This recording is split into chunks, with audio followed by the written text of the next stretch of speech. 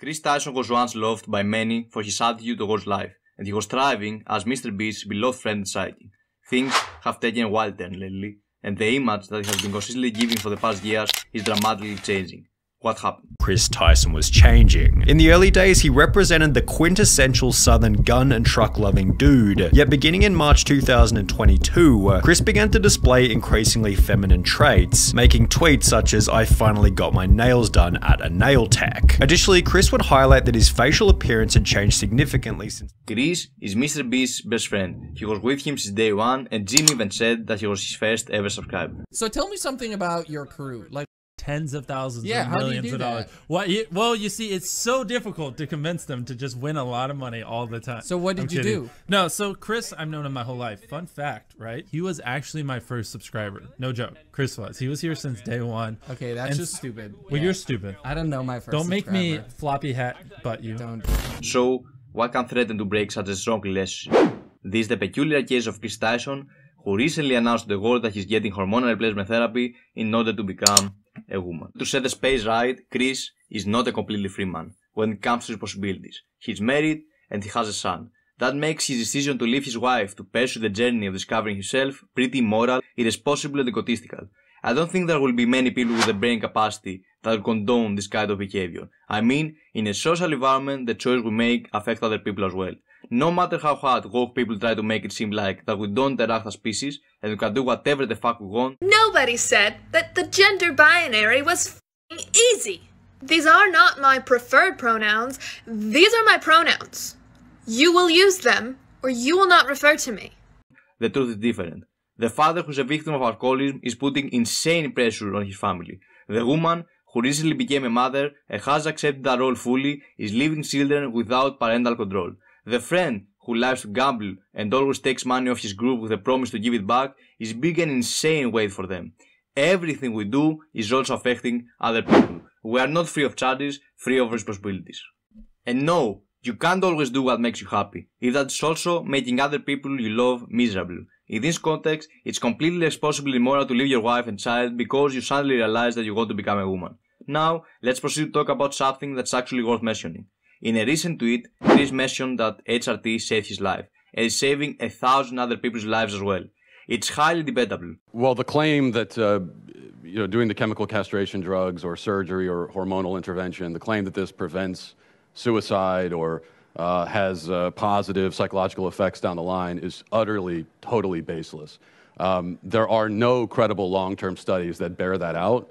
And one of the reasons for that is that there couldn't possibly be any credible long-term studies because we've never done this to kids on this scale ever before in history. So this current, shall we say, crop of children, they are the guinea pigs. This is all experimental. We're sort of trying it out on them to see if it works. Kids are confused enough when they're growing up. I think to add gender confusion to that, which we're doing very, very rapidly, is going to destroy 15 people for every one it saves. It might be more than that.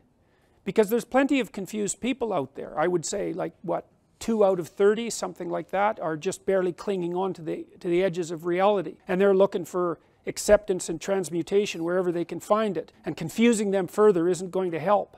And these people that were transitioning young, there's going to be one hell of a kickback from that, I can tell you, when they hit adulthood. Let's first talk about what Chris is going through. Body dysphoria, aka feeling trapped in a body to which you believe you don't belong, and in simple words, being a biological man and feeling like a woman. Body dysphoria is a true mental illness that indeed troubles a minority of people. The transgenderism movement seems to have amplified the prevalence of the illness. Woke patients like Chris and some scientists seem to have found a cure for the disorder.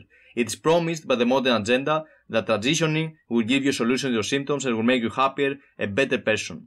The truth is harsh. Most transgender people end up worse than they were before.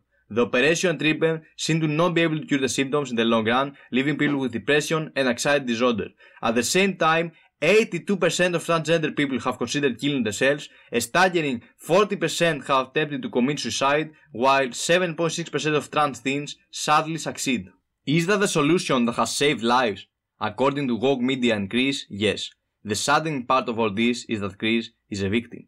He's mentally ill, is trying to feel better, and is promised by malevolent people that will find happiness. That's not discrimination, that's disagreement. If they say that's discrimination, they're overly applying their own label. I think when you say like they're mentally ill, like that gives off. I have said, and I will continue to maintain, that gender dysphoria or gender identity disorder, whichever DSM you choose to use, is a mental illness. That is, and again, God forbid that it should be said with any animus, because this is not said with animus. When people are suffering, these are clearly folks who are suffering. When people are suffering, you shouldn't be saying stuff with animus. I'm not saying that as a gotcha to people who are transgender. The point that I'm making is that when a society begins treating folks who have mental illness as though they are representing an objective reality, they are doing no service to the people who actually suffer from a mental illness. My grandfather suffered from schizophrenia, paranoid schizophrenia. He was institutionalized. If the doctors had said to him, Nate, you're fine. We believe that the radio is actually talking to you. That is not a service to him. That would have been terrible for him. Right? They put him in an institution, they gave him lithium, and it helped.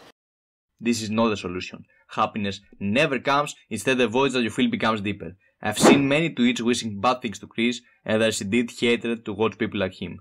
This is unacceptable. Those people need help and professional guidance. Sad truth is that there are people who, in order to push their agenda, sacrifice people like them. We should all be with our hearts against them.